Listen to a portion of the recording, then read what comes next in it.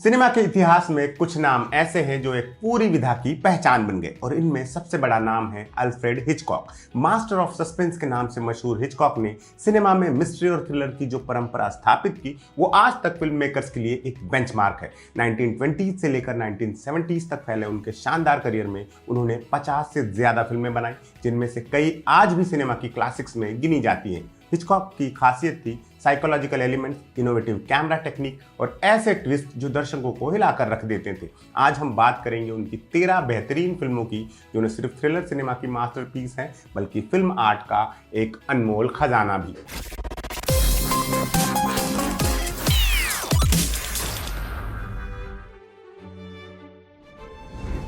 Psycho Hitchcock की सबसे iconic और इन्फ्लुएंशियल फिल्म है। साइको ने हॉरर और साइकोलॉजिकल थ्रिलर जॉनरा को ही रीडिफाइन कर दिया। इस ब्लैक एंड व्हाइट मास्टरपीस में एंथनी पर्किंस ने नॉर्मन बेट्स का किरदार निभाया था, एक शर्मिला मोटल मैनेजर जो अपनी मां के साथ रहता है। जेनेट लाई ने मैरियन क्रेन का रोल किया जो $40,000 चुराकर भाग रही है और बेट्स मोटल में रुकती है। फिल्म की कहानी तब एक भयानक मोड़ लेती है जब मैरियन का बेरहमी से मर्डर हो जाता है। ये शावर सीन सिनेमा इतिहास का एक महाफेमस सीन बन गया था। इसके बाद फिल्म एक किरदार की डिस्टर्ब्ड साइकी में उतरती है और एक चौंकाने वाले क्लाइमैक्स की तरफ बढ़ती है। साइको की सबसे बड़ी खासियत इसका नैरेटिव स्ट्रक्चर था। मेन कैरेक्टर को फिल्म के बीच में ही मार देना उस जमाने में एक बोल्ड मूव था। एंथनी पर्किंस की चिलिंग परफॉर्मेंस ने इस फिल्म को अमर बना दिया। शुरुआत में कुछ क्रिटिक्स ने इसे बहुत वायलेंट बताया, लेकिन दर्शकों ने इसे भरपूर प्यार दिया। आज साइको को best of the best psychological thrillers में से एक माना जाता है।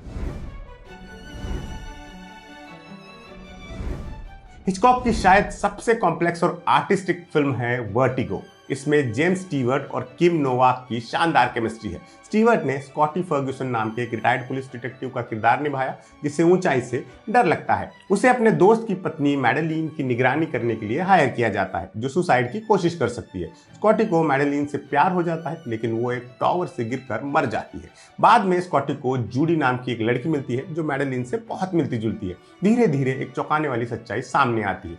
वर्टिगो की विजुअल स्टाइल आज भी बेजोड़ है। हिचकॉक ने वर्टिगो इफेक्ट यानी डॉली जूम का इस्तेमाल किया जो बाद में सिनेमा में बहुत पॉपुलर हुआ।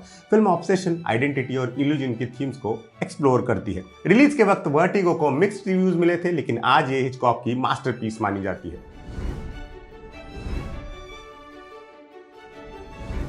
रियर विंडो एक ब्रिलियंट थ्रिलर है जो एक ही लोकेशन में सेट है। जेम्स स्टीवर्ट ने जेफ नाम के एक फोटोग्राफर का किरदार किया था जिसकी टांग टूटी हुई है और वो व्हील चेयर पर है। बोरियत से बचने के लिए वो अपनी खिड़की से सामने की बिल्डिंग के अपार्टमेंट्स में झांकता रहता है। उसको शक होता है कि सामने वाले अपार्टमेंट में एक आदमी ने अपनी पत्नी को मार दिया है। फिर अपनी गर्लफ्रेंड लीजा और नर्स स्टेला की मदद से जेफ ये मिस्ट्री सुलझाता है। रियर विंडो वॉयरिज्म पर बनी एक शानदार फिल्म है। पूरी फिल्म जेफ के अपार्टमेंट से शूट हुई है और हम दर्शक भी उसके साथ साथ झांकते हैं। क्रिटिक्स और दर्शक दोनों ने इस फिल्म को प्यार दिया था। ये बॉक्स ऑफिस हिट रही और इसे 4 ऑस्कर नॉमिनेशंस भी मिले थे। आज इसे सस्पेंस सिनेमा की क्लासिक फिल्मों में गिना जाता है।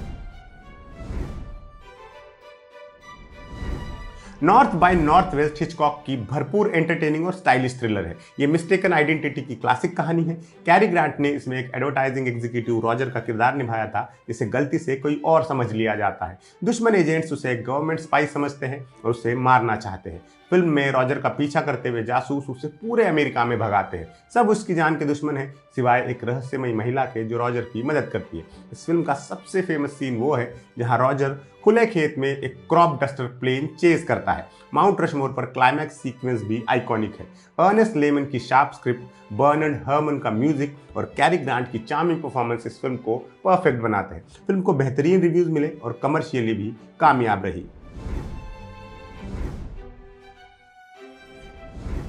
द बर्ड्स हिचकॉक की काफी चिलिंग और अनसेटलिंग फिल्म है। ये कैलिफोर्निया के एक छोटे से कोस्टल टाउन की कहानी है जहां अचानक पक्षी इंसानों पर हमला करना शुरू कर देते हैं बिना किसी वजह के। फिल्म धीरे धीरे टेंशन बिल्ड करती है। पक्षियों के हमले ज्यादा वायलेंट और फ्रीक्वेंट होने लगते हैं। स्कूल के बाहर का सीन और क्लाइमैक्स में घर पर हमला बेहद डरावने हैं। द बर्ड्स में कोई ट्रेडिशनल बैकग्राउंड म्यूजिक नहीं है, सिर्फ पक्षियों की आवाजें और साउंड इफेक्ट्स हैं। इस फिल्म की एक खास बात यह भी थी कि इसमें पंछियों के हमले की फ्रंट प्रोजेक्शन से शूटिंग हुई थी। उस वक्त की टेक्नोलॉजी इतनी एडवांस नहीं थी तो ये काम शीशा लगाकर किया गया। फिल्म के स्पेशल इफेक्ट्स और बर्ड अटैक्स के सीन बहुत रियलिस्टिक लगते थे। फिल्म को शुरुआत में मिक्स्ड रिव्यूज मिले थे, बाद में इसने रुतबा हासिल किया और आज कल्ट क्लासिक हॉरर फिल्म कहलाती है।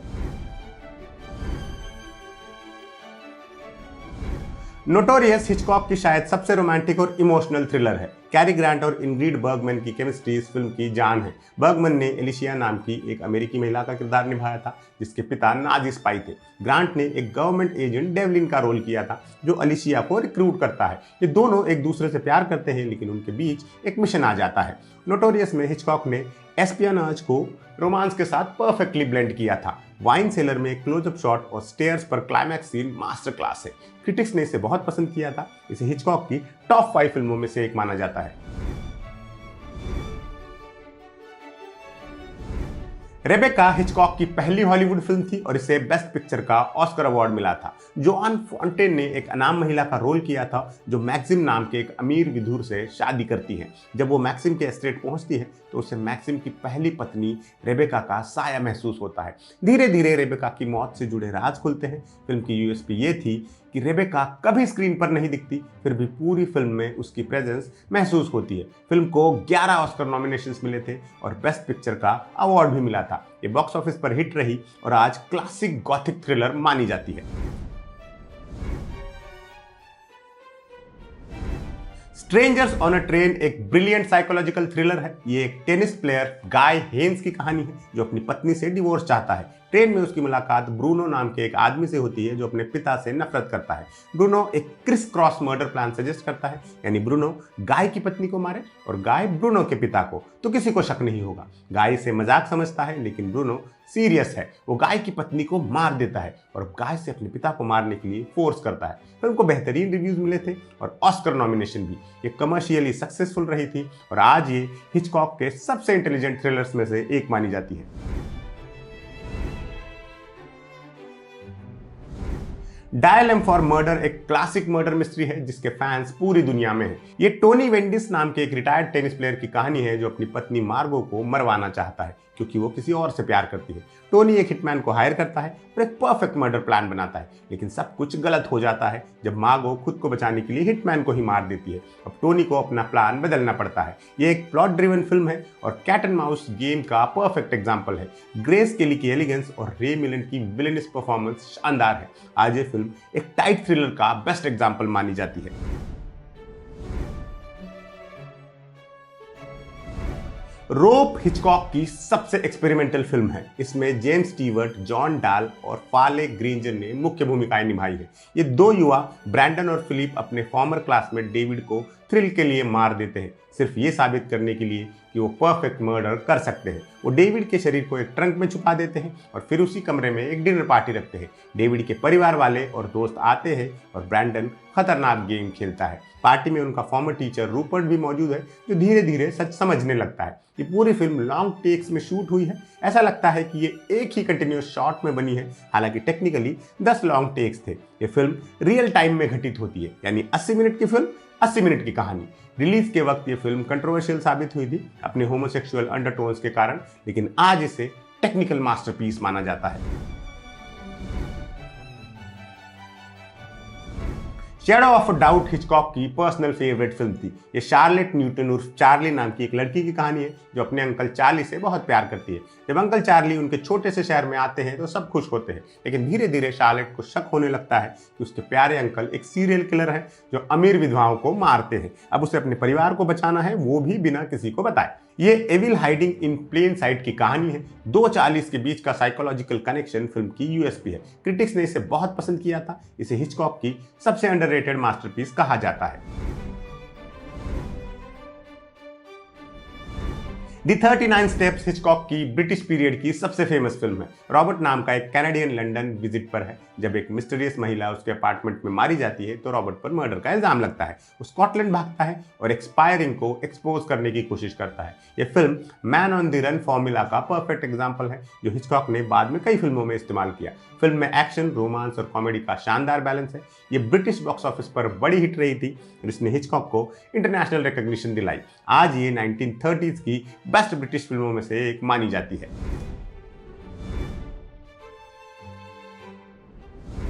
स्पेलबाउंड एक साइकोलॉजिकल थ्रिलर है जो एमनेशिया और साइको एनालिसिस के बारे में बात करती है। इंग्रिड बर्गमन ने इसमें डॉक्टर कॉन्स्टेंस पीटरसन नाम की एक साइकियाट्रिस्ट का रोल किया था। ग्रेगरी पेक ने डॉक्टर एंथनी एडवर्ड्स का किरदार निभाया, जो एक नए डायरेक्टर के रूप में मेंटल हॉस्पिटल आता है।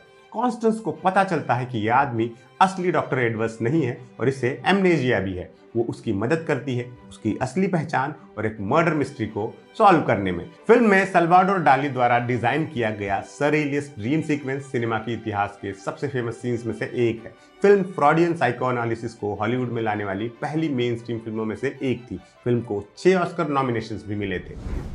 अल्फ्रेड हिचकॉक का ये सफर सिर्फ फिल्में बनाने का नहीं था, ये सिनेमा की भाषा को नए तरीके से लिखने का सफर था। दी 39 स्टेप्स से लेकर साइको तक लगभग हर फिल्म में उन्होंने कुछ नया एक्सपेरिमेंट किया, चाहे वो रोप के लॉन्ग टेक्स हो, वर्टिगो का डॉली जूम हो या साइको का shocking mid point twist. Hitchcock हमेशा बाउंड्रीज को पुश करते रहे। उनकी फिल्में सिर्फ थ्रिलर्स नहीं थी, वो ह्यूमन साइकोलॉजी की गहराई में उतरती थी। ऑब्सेशन, गिल्ट, पैरानोइया, वॉयरिज्म, ये सब थीम्स उनकी फिल्मों में बार बार आती है। और सबसे बड़ी बात, उनकी फिल्में आज भी उतनी ही रेलेवेंट और एंटरटेनिंग है जितनी उस वक्त थी। हिचकॉक को अपनी पूरी जिंदगी में कोई बेस्ट डायरेक्टर का ऑस्कर नहीं मिला, लेकिन उन्होंने जो लेगेसी छोड़ी वो किसी भी अवार्ड से बड़ी है। आज का हर थ्रिलर डायरेक्टर, चाहे वो क्रिस्टोफर नोलन हो, डेविड फिंचर हो, डेनिस विलेन्यू हो या श्रीराम राघवन जैसे देसी धुरंधर, सब किसी न किसी तरह से हिचकॉक से इंस्पायर्ड है। तो अगली बार जब आप कोई सस्पेंस फिल्म देखें और दिल धड़कने लगे तो याद रखिएगा, ये सब अल्फ्रेड हिचकॉक की देन है, मास्टर ऑफ सस्पेंस, जिन्होंने हमें सिखाया कि कैसे फियर और थ्रिल को सिनेमा की भाषा में बुना जाता है। फ्रेंड्स, कंट्रीमैन, सिनेमा लवर्स, क्या आपकी जिंदगी बहुत बिजी है? अपने काम और सिनेमा के लिए प्रेम दोनों में आप तालमेल नहीं बिठा पा रहे? आपको ये तो जानना है कि सिनेमा की दुनिया में क्या चल रहा है, लेकिन ऑफिस के प्रोजेक्ट्स की डेडलाइन कुछ देखने सुनने का टाइम नहीं दे रही। हमारे पास आपकी समस्या का हल है दोस्तों। कैप्सूल, सिनेमा का कैप्सूल, छोटा पर इफेक्टिव। सिर्फ 5 मिनट निकालिए और सिनेमा की दुनिया में क्या क्या हो रहा है सब जान लीजिए, जो जानने लायक है। सिनेमा का डेली बुलेटिन खबर सिनेमा आपको रोजाना के सारे बड़े अपडेट्स देगा। नई अनाउंसमेंट, फिल्मों का collection, release dates, OTT updates, major controversies, सब कुछ। मंडे टू फ्राइडे रोजाना शाम खबर सिनेमा सिर्फ एम्बोलेटो पर।